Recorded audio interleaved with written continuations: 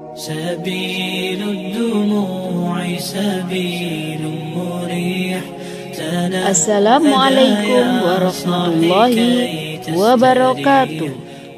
Sahabat beriman, tidak ada yang tidak diketahui oleh Allah Subhanahu wa Ta'ala, dari yang terkecil sampai yang terbesar. Allah Subhanahu wa Ta'ala mengetahui yang tidak diketahui manusia. Allah Subhanahu wa Ta'ala mengetahui yang terlihat dan tak terlihat. Oleh karena itu, perkara yang diputuskan olehnya adalah suatu keputusan seadil-adilnya. 3 orang soleh telah membuktikannya. Siapakah mereka? Apa yang mereka kerjakan sehingga harus berakhir di neraka? Lalu, bagaimana seharusnya beramal itu? Tonton video ini hingga akhir dan jangan lupa tekan tombol subscribe, bunyikan notifikasi loncengnya agar channel ini bisa berkembang dalam menyiarkan syiar Islam. Siapakah 3 orang yang diceritakan dalam hadis Nabi Muhammad SAW? Orang-orang yang beramal belum pasti masuk surga dan belum tentu bebas dari neraka. 3 orang yang terlihat soleh membuktikan. Hal ini sesuai hadis Rasulullah SAW yang diceritakan oleh Abu Hurairah. Hadis ini diriwayatkan oleh Imam Muslim, An-Nasai, Imam Ahmad, dan Baihaqi. Kisah yang sama, tapi dalam teks yang berbeda. Juga diriwayatkan oleh Imam At-Tirmidzi, Ibnu Hibban, dan Al-Hakim. Kisah ini pun diceritakan Abu Hurairah kepada sahabat-sahabat yang lain. Abu Hurairah tengah dikerumuni banyak orang di Madinah. Beliau diminta memberitahukan orang-orang mengenai sebuah hadis dari Rasulullah SAW. Hadis yang diberitahukan Rasulullah SAW kepada Abu Hurairah diberitahu saat ada orang lain yang bersama mereka. Saat akan menceritakan kembali, Abu Hurairah menangis. Kisah yang disabdakan Nabi SAW kepada Abu Hurairah adalah 3 orang pertama yang masuk neraka. Lalu, apa yang terjadi pada mereka? Pada hari kiamat, Allah akan menetapkan keputusan terhadap hamba-hambanya. Satu persatu akan diadili. Orang yang pertama diadili adalah orang yang mati syahid. Ia mengaku telah banyak menerima nikmat dari Yang Maha Pemberi rezeki. Allah Subhanahu wa Ta'ala lalu bertanya kepadanya, "Apa yang telah kamu perbuat dengan berbagai nikmat itu?" Lalu laki-laki itu menjawab, "Saya telah berperang karenamu, sehingga saya mati syahid," ujarnya.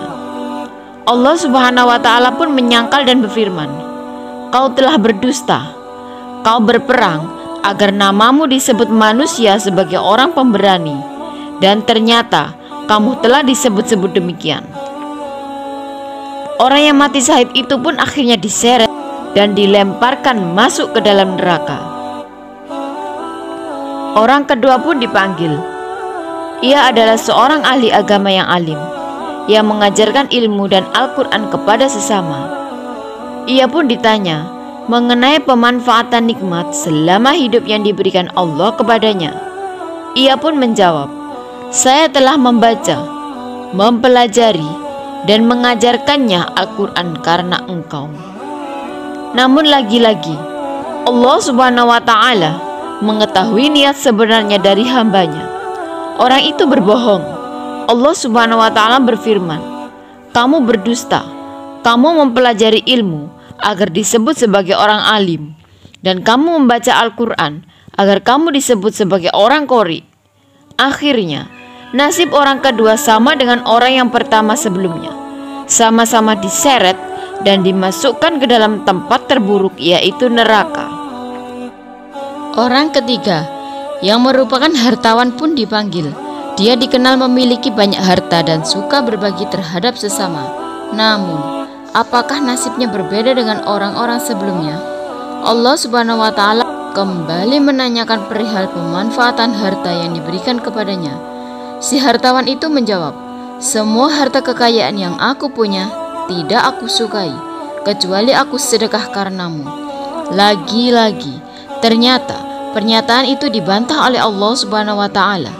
Kamu berdusta, kamu melakukan itu agar orang-orang menyebutmu orang dermawan dan murah hati. Ia pun bernasib sama dengan dua orang sebelumnya, diseret malaikat dalam neraka.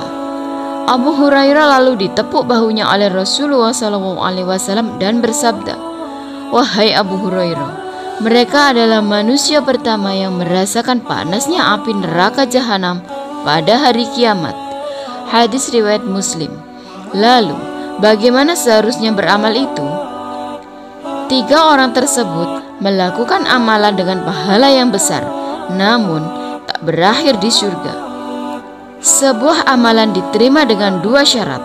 Syarat untuk diberitahukan oleh Ibnu Katsir, beliau berkata, inilah 2 landasan amal yang diterima: ikhlas karena Allah dan sesuai dengan sunnah Rasulullah SAW. Seseorang yang melakukan amalan dengan tujuan mendapatkan balasan di surga, mereka akan diberi, namun di akhirat mereka tak dapat apa-apa. Hal ini ditegaskan Allah Subhanahu wa Ta'ala di dalam Al-Quran. Barang siapa yang menghendaki kehidupan dunia dan perhiasannya, niscaya kami berikan kepada mereka balasan pekerjaan mereka di dunia dengan sempurna, dan mereka di dunia tidak akan dirugikan. Itulah orang-orang yang tidak memperoleh di akhirat kecuali neraka, dan lenyaplah di akhirat itu apa yang telah mereka usahakan di dunia akan sia-sia apa yang telah mereka kerjakan. Quran Surat Hud ayat 15 hingga 16. Nah, sahabat beriman, itulah kisah 3 orang pertama yang masuk neraka. Mereka melakukan amal kebaikan, namun ternyata mereka melakukannya karena ingin dapat pengakuan dari sesama manusia. Hal itulah yang membuat mereka berakhir di neraka. Padahal semua kita lakukan harusnya hanya untuk Allah Subhanahu wa Ta'ala. Hal ini sesuai firman-Nya. Katakanlah, sesungguhnya sembahyangku, ibadahku, hidupku, dan matiku hanya untuk Allah Tuhan semesta alam. Al-Quran Surat Al-An'am ayat 162. Sahabat beriman, demikian video yang dapat saya sampaikan. Semoga bermanfaat. Dan jangan lupa berbagi informasi dengan share video ini, karena sebaik-baik manusia adalah yang paling bermanfaat bagi manusia.